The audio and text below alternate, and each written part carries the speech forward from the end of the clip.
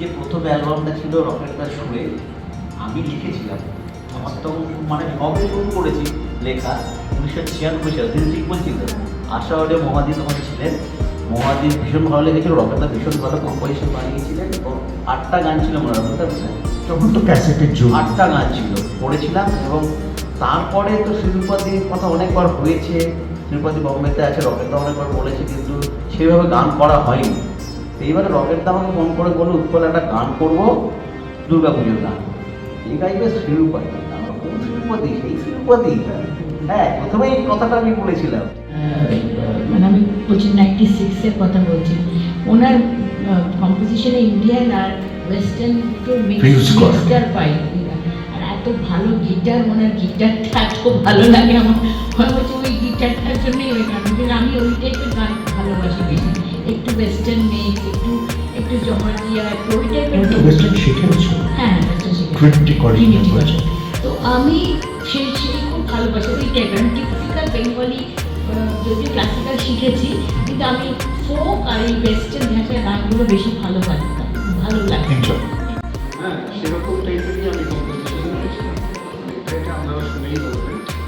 তো শিল্পাদি ইনফ্যাক্ট আমার একটা খুব বিখ্যাত একটা ছবিতেও একটা আন্তাক্ষরী একটা সিন ছিল। হ্যাঁ, নীতিশ রয়ের, আর্ট ডিরেক্টর নীতিশ রয়, আর্ট ডিরেক্টর নীতিশ রয়ের, হ্যাঁ, ওনার একটা ফিল্ম ছিল, মানে এটা নন্দিতা রায়, নীতিশ রায়। তো এক পশলা বৃষ্টি আমার জীবনের যেটা প্রথম বিখ্যাত। হ্যাঁ, মানে পুজোর গান থাকবে সেখানে এলো দুর্গা মা, রকেট মন্ডলের মিউজিক, উৎপল দাসের লেখা, সকলের গান সম্পর্কে বলেন। হ্যাঁ, রকেট ওনার সাথে আমার অনেক আগে থেকে পরিচিত। যখন আমি কলকাতায় থাকতাম 1996-এ, তখন আমি আমার ফার্স্ট অ্যালবাম করি ভালো লাগে বলে, আশা অডিও থেকে। আর তারপরে আমি মানে দুঃখের বোঝে আমি বম্বে শিফট হয়ে যাই, কারণ হাজব্যান্ড ট্রান্সফার হয়ে যায়। তখন ওখানে আমি হিন্দি জগতে ঢুকে গেছিলাম একটু, সেই জন্য আমার বাংলা রেকর্ড করা, এমনি গিয়েছি অনেক প্রোগ্রামে গান গিয়েছি, কিন্তু বাংলা রেকর্ড করা গান আর হয়নি। তো হঠাৎ আমার মনে হলো যে আমার এখন বাংলা একটু ইচ্ছে করলো যে করা উচিত। সো রকেট দাকে আমি আবার বললাম, অ্যাপ্রোচ করলাম যে অনেক দিন হয়ে গেল, একটা চলুন আমরা করি। তারপরে আমি কলকাতায় এলাম, এসে এই গানটা দুর্গাপুজোর গান দিয়ে শুরু করলাম, কারণ একটু ডিভোশনালে যেতে চাই, এখন একটু বাংলা ডিভোশনাল গান গাইতে চাই বলে আমি দুর্গা মাকে দিয়ে শুরু করলাম। এরপরে আরো করার ইচ্ছা আছে। মানে পরে সেটা দুর্গা মায়ের গান দিয়ে, হ্যাঁ, গান একটু হয়ে যায়। কাশির বনে লেগেছে দোলা, মেঘের ভেলা ভেসেছে আজ, 10টি হাতে 10টি অস্ত্র নিয়ে দশভুজা এসেছে আজ।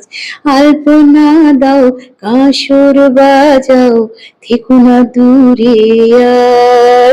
এলো দুর্গা মাঝি আমার, এলো দুর্গা মাঝি আমার। গানটা রিলিজ হচ্ছে করতে আমার নিজের কোম্পানি আছে বোম্বেতে, আমি প্রোডাকশনও করি। আমার মানে ওয়েব সিরিজে কাজ হয়, হাঙ্গামা, বালাজি, এসব। গানটা মেনলি আমার একটু শখেরই ব্যাপার আছে। তো গানটা রিলিজ হচ্ছে আমার কোম্পানি থেকে, কোম্পানির নাম হচ্ছে ভিভাসে ভোজ। ওখান থেকে আমার হিন্দি গানও রিলিজ হয়েছে, ভজনই রিলিজ হয়েছে, এসব অনেক কিছু গান রিলিজ হয়েছে। এটা প্রথম বাংলা গান নিয়ে ভিভাসে ভোজকে ইন্ট্রোডিউস করছি আমি। এই গানটা লিখেছে হচ্ছে উৎপল দাস, এবং আমি এটার মিউজিক করার সুযোগ পেয়েছি। তো এটা গেয়েছেন হচ্ছে শিরূপা ঘোষ। তো উনি বম্বেতে থাকেন এবং আমার সঙ্গে পরিচয় অনেক দিনের, প্রায় 30-35 বছর আগেকার। তো আমার একটা ছবির গানে উনি একটা আন্তাক্ষরী পোর্শনে, মানে এক পশলা বৃষ্টি, খুব বড় ছবি একটা হয়েছিল। তো সেখান থেকে আমার সঙ্গে ওনার আলাপ। তো ওনার একটা মনে হলো যে ইচ্ছে হলো যে এবছর পুজোয় একটা গান করবে। তো অনেকদিন এইটা কিন্তু অনেক দিনের প্রজেক্ট। প্রায় ফেব্রুয়ারি-মার্চ থেকে আমরা ইনিশিয়েটিভ নিয়ে এটার মিউজিক করে তো ওটা ভিডিও টিডিও করে এভরিথিং করে তো এখন কাজের অভিজ্ঞতা কেমন ছিল? কাজের অভিজ্ঞতা যেরকম হয় নর্মালি, হ্যাঁ ঠিক আছে, খুব ভালো। দুর্গাপুজোকে নিয়ে হ্যাঁ হ্যাঁ হ্যাঁ, এটা তো একটা বাঙালির মনে তো একটা অবশ্যই একটা উৎফুল্লতা থাকবেই, তো সেই হিসেবে এই কাজটা করা। তো ওই জন্য আমি খুব কনফিডেন্ট ব্যাপারটা ছিলাম যে গানটা কিরকম হতে পারে, কারণ দিদি তো আগে গান গেয়েছেন, রকেট দা শুধু রেগুলার গান লিখি, আমি বহু বছর ধরে লিখতেই থাকছি। তো তার মধ্যে আমাদের নিজেদের টিম ওয়ার্ক ছিল, যেটা এই গানটার জন্য ভীষণভাবে কাজেও লেগেছে বলা যেতে পারে, যেহেতু আমাদের পুরোনো আমাদের কাজ ছিল এবং আমরা এইভাবেই কাজ করি।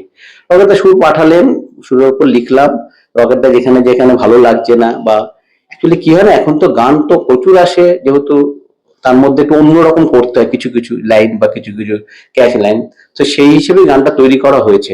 আমি চেষ্টা করেছি কেটে কুটে ভালোভাবে অন্যরকম ভাবে করতে। দিদিও অনেক চেষ্টা করেছেন, বোম্বেতে উনি থাকেন, বোম্বে থেকে কলকাতা এসে গান করে গেছেন এবং অনেকবার গানটা কাটাকুটি করে একটা রেডি জায়গাতে পৌঁছেছি আমরা। তো দুর্গাপুজোর গান, দুর্গা মায়ের গান, আনন্দের গান, খুশির গান, সবাই ভালো লাগবে এটাই আশা করছি। ভালো করে ভিডিও হয়েছে, আপনারা দেখুন। সবচেয়ে বড় কথা যেটা অনুরোধ আমার রইল, নতুন গান, নতুন বাংলা গানকে ছড়িয়ে দিন। ভালো লাগলে অবশ্যই শেয়ার করুন এবং সাবস্ক্রাইব করুন এই চ্যানেলটিকে এবং নতুন বাংলা গানের পাশে থাকুন। নমস্কার।